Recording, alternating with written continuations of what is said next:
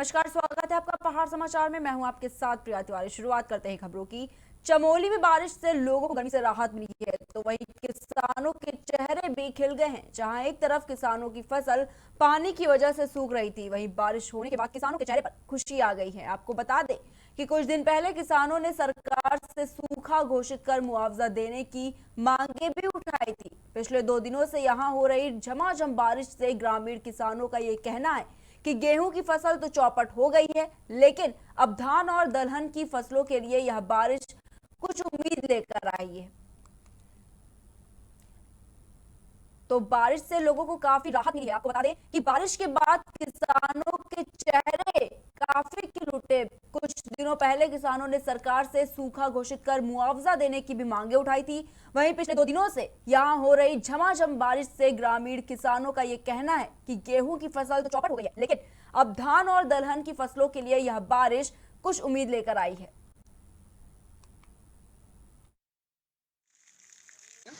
उससे तापमान में काफ़ी गिरावट आई है और पहाड़ी क्षेत्रों में जो ऊंचे ऊंचे पहाड़ हैं उन पर बर्फ़ गिर चुकी है। और जो ये मौसम अभी जो अप्रैल में काफ़ी गर्मी वाला, इस बर्फ़ के कारण काफ़ी कम हो चुका, मतलब टेम्परेचर अभी काफ़ी अच्छा रह गया है, तो लोग सुकून में हैं। और एक तरफ कोरोना की पहाड़ों की रानी मसूरी में मौसम ने करवट ली है। बीती शाम को तेज बारिश के साथ यहां ओलावृष्टि हुई। ओलावृष्टि होने से सड़क पर बर्फ की सफेद चादर सी बिछ गई। ओलावृष्टि होने से मसूरी के तापमान में भारी गिरावट दर्ज की गई, तो वहीं लगातार बारिश होने से ठंड और बढ़ने लगी। साथ ही ओलावृष्टि होने से वाहनों के आने जाने में असुविधा हुई। बता दें कि कल रात से यहां मूसलाधार बारिश हो रही है। तो खबर आपको हम ये मसूरी से बता रहे हैं, जहां पर तेज बारिश हुई और इसके साथ में ओलावृष्टि भी हुई। वहीं ओलावृष्टि होने से सड़क पर बर्फ की सफेद चादर सी बिछ गई है। ओलावृष्टि होने से मसूरी के तापमान में भारी गिरावट दर्ज की गई। तो लगातार बारिश होने से और ठंड बढ़ने से लोग अपने घरों में कैद हो गए हैं और ओलावृष्टि होने से वाहनों के आने जाने में असुविधा हुई। आपको बता दें कि कल रात से ही यहाँ पर मूसलाधार बारिश हो रही है।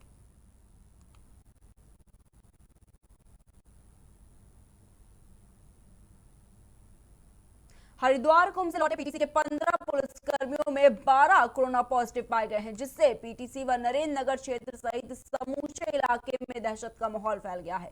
पीटीसी के प्रधानाचार्य दिनेश चंद्र बरोला ने बताया कि police training centre Narendra Nagar में सीओ रैंक के ट्रेनिंग कर रहे 15 ट्रेनिज्म से 12 की रिपोर्ट पॉजिटिव आई है। वहीं 3 की रिपोर्ट अभी आनी बाकी है। सभी को पीटीसी के स्पेशल बैरिक में अलग अलग व्यवस्था कर आइसोलेट कर दिया गया है। तो वहीं नरेंद्र नगर स्थित कोविड सेंटर राजकीय श्री देव सुमन संयुक्त चिकित्सालय में कोरोना मरीजों की संख्या बढ़कर 76 हो गई है। वहीं 2 को गंभीर हालत में हायर सेंटर रेफर कर दिया गया है।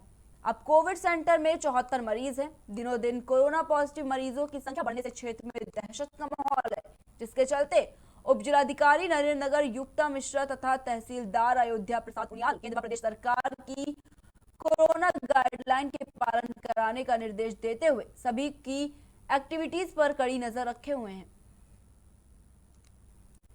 तो पीटीसी में 20 कोरोना संक्रमित पुलिसकर्मी पाए गए हैं। आपको बता दें कि जो लोग पुलिसकर्मी हरिद्वार कुंभ में गए थे, उनकी रिपोर्ट पॉजिटिव आई है। वहीं नरेंद्र नगर स्थित कोविड सेंटर राजकीय श्री देव सुमन संयुक्त चिकित्सालय में कोरोना मरीजों की संख्या बढ़कर अब 76 हो गई है और 2 की हालत में हायर सेंटर रेफर कर दिया गया है। आपको बता दें कि अब कोविड सेंटर में 74 मरीज हैं। वहीं दिनों दिन कोरोना पॉजिटिव मरीजों की संख्या बढ़ने से क्षेत्र में दहशत का माहौल है, जिसके चलते उप जिलाधिकारी नरेंद्र नगर युक्ता मिश्रा तथा तहसीलदार अयोध्या प्रसाद उनियाल केंद्र व प्रदेश सरकार की कोरोना गाइडलाइन के पालन कराने का निर्देश देते हुए सभी की एक्टिविटीज पर कड़ी नजर रख रहे हैं।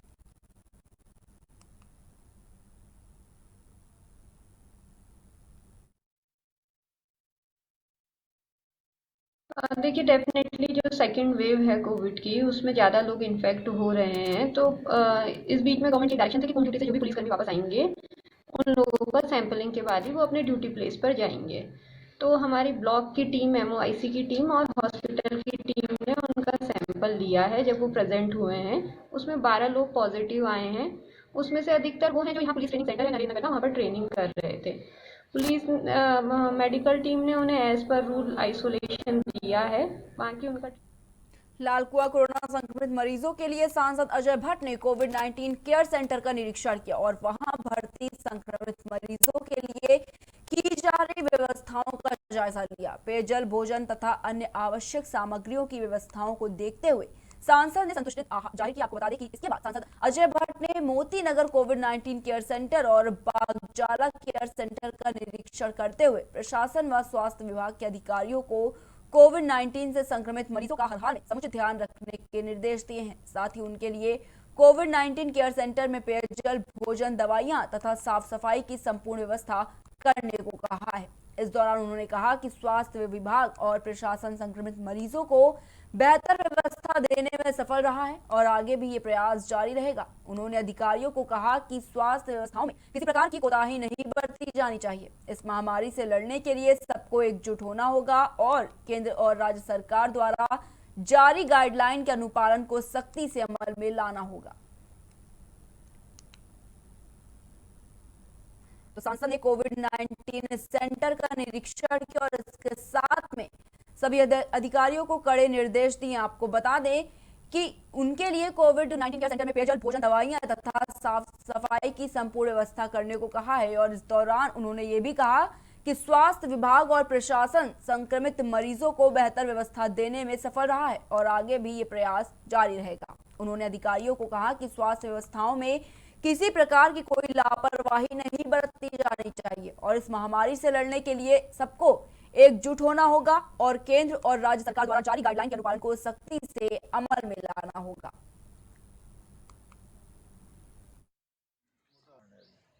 आने वाले दिनों में समस्या गंभीर भी हो सकती है, बढ़ भी सकती है, घट भी सकती है। पिछले साल भी हम लोगों ने अपनी टीम गई थी, सारे कार्यकर्तागण गए थे देखने के लिए। तो इस बार स्टार्टिंग में ही हम लोग चाहते हैं कि कहीं पर अगर कोई कमी बेशी है तो उसको दुरुस्त कर लिया जाए।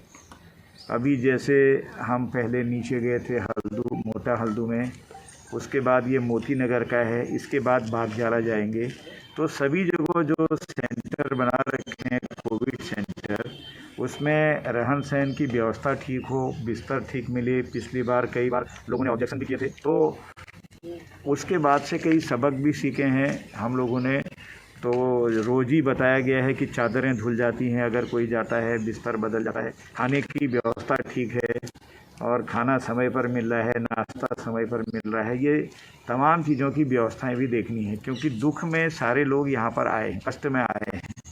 ऐसे में सही रिपोर्ट हमारे पास रहे और हमारे अधिकारीगण, डॉक्टर्स और जो एडमिनिस्ट्रेशन में बैठे लोग हैं, सारे अच्छा काम कर रहे हैं, ये जान के खुशी।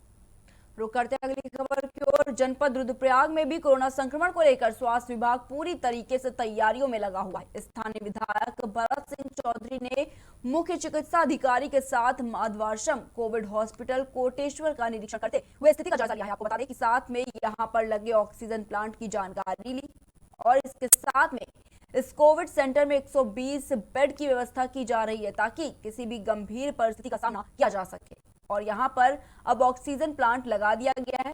सीएमओ डॉक्टर बीके शुक्ला ने बताया कि कल से इस ऑक्सीजन प्लांट से सप्लाई शुरू की जाएगी। ये ऑक्सीजन प्लांट रुद्रप्रयाग के साथ साथ जनपद चमोली के लिए भी वरदान साबित होगा। विधायक चौधरी ने अस्पताल में तैनात सभी डॉक्टर व नर्सिंग स्टाफ को अच्छी सेवा के लिए धन्यवाद भी दिया है।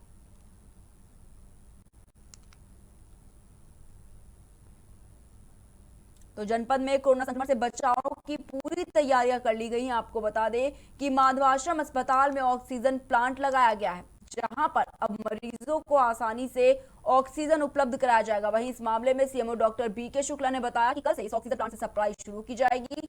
ये ऑक्सीजन प्लांट रुद्रप्रयाग के साथ साथ जनपद चमोली के लिए भी वरदान साबित होगा। विधायक चौधरी ने अस्पताल में तैनात सभी डॉक्टर और नर्सिंग स्टाफ को अच्छी सेवा के लिए धन्यवाद भी दिया है। 44 बेड जो है वो इस समय चालू हैं। उनमें ऑक्सीजन की सुविधा उपलब्ध है। पूरी लाइनें ऑक्सीजन की बिछी हुई हैं। 40 बेड पे अगर पेशेंट आते हैं तो उनको एक साथ ऑक्सीजन दिया जा सकता है।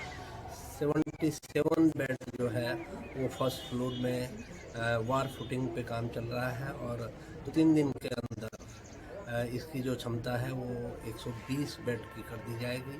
6 वेंटिलेटर हमारे पास उपलब्ध हैं और 6 आईसीयू बेड हैं। तो पूरा चिकित्सा विभाग पूरी तैयारी में है और किस तरह का सहयोग जो भी अपेक्षित है वो उनको देने के लिए प्रशासन। खबर लालकुआ से है, जहां कोरोना महामारी के संक्रमण को रोकने के लिए स्वास्थ्य विभाग और नगर पंचायत प्रशासन फिर से अलर्ट हो गया है। नगर में कोरोना के मामले लगातार बढ़ते जा रहे हैं। वहीं संक्रमण की रोकथाम के लिए लगातार प्रयास किए जा रहे हैं। नगर में कोरोना संक्रमित मामले पाए जाने के बाद नगर के वार्ड नंबर 2 को माइक्रो कंटेनमेंट जोन घोषित किया गया है, जिसमें एक ही परिवार के 5 लोग कोरोना संक्रमित मरीज मिलने के बाद जिला प्रशासन ने उक्त इलाके को कंटेनमेंट जोन घोषित किया है। वहीं नगर पंचायत के अधिशासी अधिकारी राजू नाबियाल ने स्वास्थ्य विभाग व राजस्व विभाग की टीम के साथ माइक्रो कंटेनमेंट जोन का निरीक्षण किया। उन्होंने सभी व्यक्तियों से माइक्रो कंटेनमेंट जोन में नियमों का पालन करने की अपील की और इसके साथ ही कहा कि कोरोना से बचाव के लिए सतर्कता बहुत जरूरी है।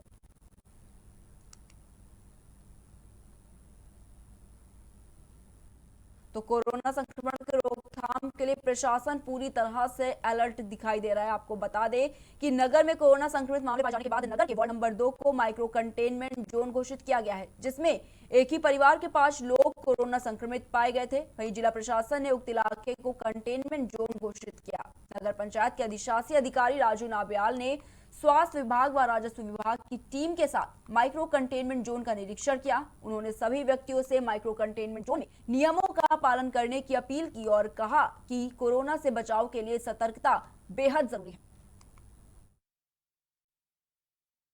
देखिए, जो कोविड की गाइडलाइन के अनुसार जो भी वार्ड कंटेनमेंट होता है वहाँ के पूरे मोहल्ले वालों को कोविड टेस्ट करना होता है। तो लोग जो है, कुछ लोग बचना चाह रहे हैं, कोई टेस्ट नहीं करना चाह रहे हैं। इसमें मेडिकल विभाग के साथ डॉक्टर लपांडे जी के साथ जो है इनकी मदद के लिए आए, क्योंकि डोर टू डोर आप लोग देख ही रहे कि सर्वे कर रहे कि उनको प्रेरित कर रहे कि आप लोग टेस्ट कीजिए।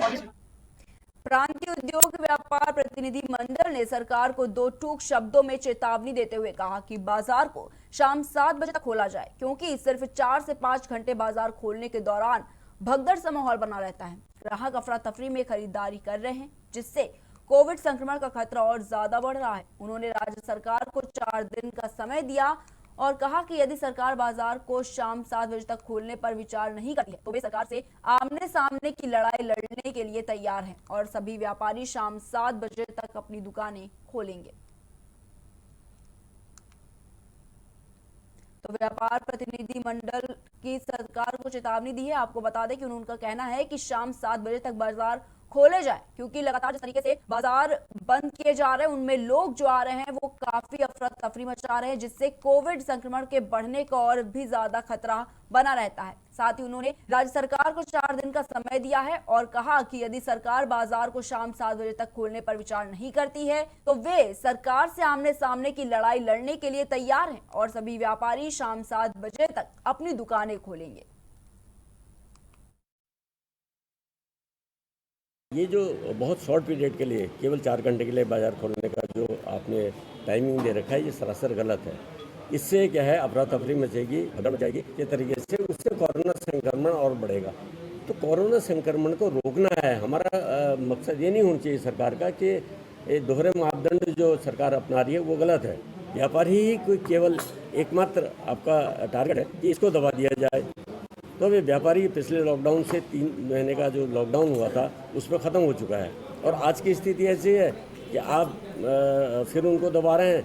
अब जो है व्यापार कोरोना के बढ़ते संक्रमण को काबू में करने के लिए उत्तराखंड सरकार कड़े कदम उठा रही है। इसी को देखते हुए प्रदेश सरकार ने कोषागार, बैंक और प्रशासनिक कार्यालयों को छोड़कर बाकी सारे कार्यालयों को 3 दिनों तक बंद रखने के आदेश दिए हैं। कार्यालयों को बंद करने के दौरान सैनिटाइज करवाया जा रहा है। बंद कार्यालयों में जिला मुख्य शिक्षा अधिकारी कार्यालय, मुख्य कृषि अधिकारी कार्यालय, जिला पंचायत राज अधिकारी कार्यालय सहित सभी कार्यालय बंद मिले। आपको बता दें कि प्रदेश सरकार द्वारा कोरोना से निपटने का हर संभव प्रयास भी किया जा रहा है। तो लगातार जिस तरह से कोविड के मामले बढ़ते जा रहे हैं उसको देखते हुए प्रदेश सरकार पूरी तरह से सख्त नजर आ रही है। आपको बता दें कि कोरोना से निपटने का हर संभव प्रयास भी किया जा रहा है और इसके साथ में सभी कार्यालयों को बंद किया गया और सभी को सैनिटाइज भी किया जा रहा है।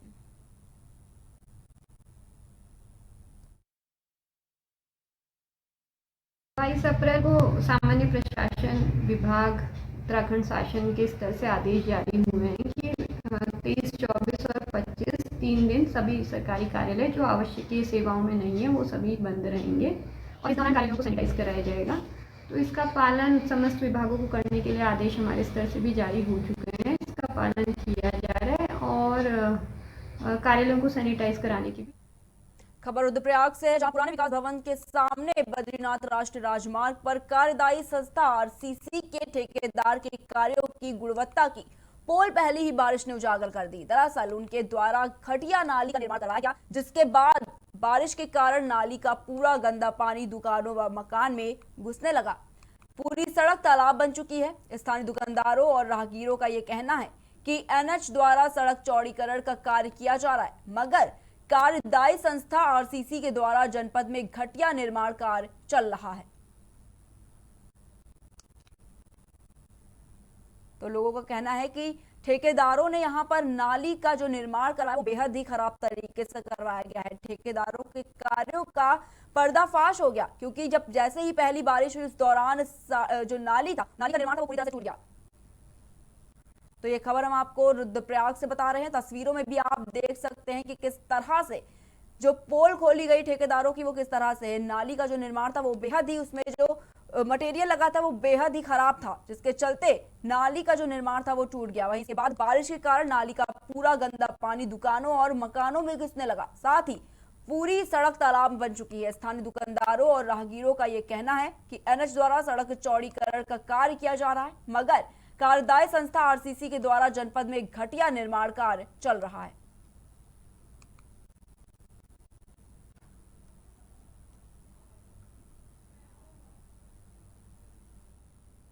मसूरी में कोरोना संक्रमण के बढ़ते प्रभाव से जहां आम जनजीवन अस्त व्यस्त हो गया है, वहीं व्यवसाय पर भी इसका प्रतिकूल प्रभाव पड़ रहा है। आम लोगों की राय है कि इससे बेहतर तो लॉकडाउन लगा दिया जाता, तो कोरोना के बढ़ते संक्रमण पर काफी हद तक रोक लगाई जा सकती थी। आपको बता दें कि प्रदेश में कोरोना के बढ़ते मामलों को देखते हुए सरकार ने आवश्यक वस्तुओं को छोड़कर दोपहर 2 बजे तक सभी प्रतिष्ठानों को बंद करने का निर्देश दिया है और शाम 7 बजे से सुबह 5 बजे तक कर्फ्यू का निर्देश दिया गया है, जिसके चलते जरूरतमंद लोगों को इस समय भारी परेशानियों से गुजरना पड़ रहा है।